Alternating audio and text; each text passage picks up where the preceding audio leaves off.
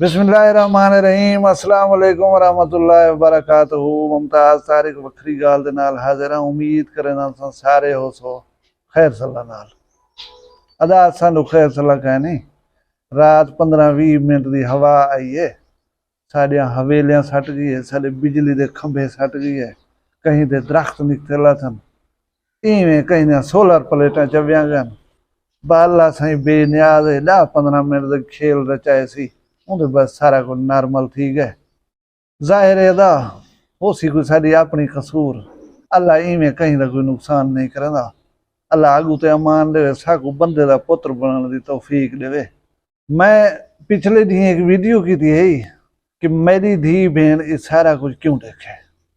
मैं हूं दे विच अपने इलाके दे एक यूट्यूबर दे हवाले नाल गाल की थी। हम तुसा अपने लाड, तुसा अपने मुहब्बतां आप तक रखो, कहीं चीज को पर्सनल रखो, क्योंकि जरा मोबाइल फोन है अजकल हर कहीं दे हाथ दे विच है। वो नौजवान लड़कियां थी सकदियां, नौजवान लड़के थी सकदे। ऐसी मतलब क्रिटिकल एज पीरियड दे विच वो तुहाडे ऐसे लाड या ऐसा चीज़ां देखन जिहदे नाल उन्हां दे इखलाक दे उत्ते असर पवे, तुसा एक वसेब दी खिदमत नहीं पे करना है। अच्छा वाला मकाफात अमल है वो तो एक सर्कल है जरा नेचर की तरफों फितरत की तरफों चलता पे, वो शुरू थी गया अल्हम्दुलिल्लाह। बात जरा शिकायत असा को कुछ ना आखो, असा को जीवन दो, असा इंसान हूँ, असा घणी गलतियां थी वजन। मैं तो कोई हुण गाल दसे ना इथे बड़े काम की गाल है। त्रे में थे एक थी भाई मेली पीछे साढ़े पासे या कबायली इलाके में रिवाज है या उनको मार सटन या उनको कारी करके वेच छुड़न।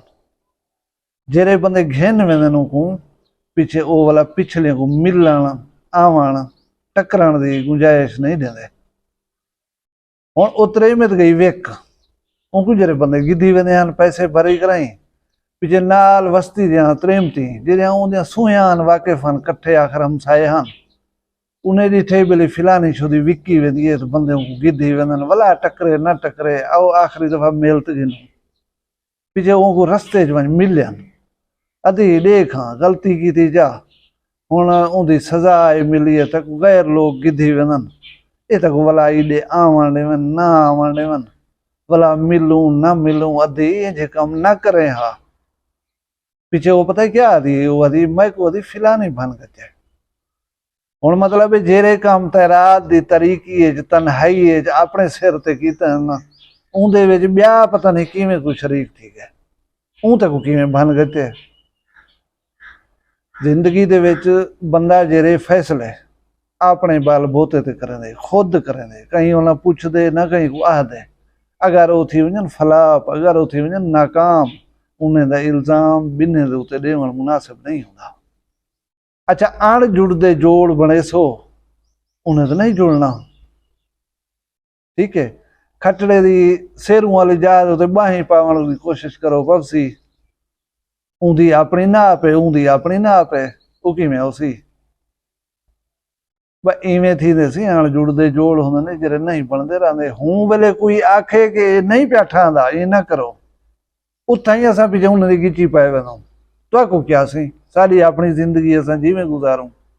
अच्छा वो अगर फिट ना आवे चीज अनफिट थी वजे आप सकून न दे सके अपनी मर्जी के मुताबिक न थी वाकई असां इहो करे बैठे हूं दूजे को मूरे इल्जाम साकू जीवन ॾियो धाड़ धाड़ शुरू है हंझू धाड़ियन असाकू कुछ ना आखो साड़ी जिंदगी है अल्लाह के बंदे साकू जीवन ॾियो सारा कसूर क्या है वो मियाँ तो उन्हें का क्या कसूर है जिन्हें को तुम चाहती बैठो उन्हें तो अगवा आख्या इवें करो उन्हें तो अगवा आख्या ये सलाह दी है।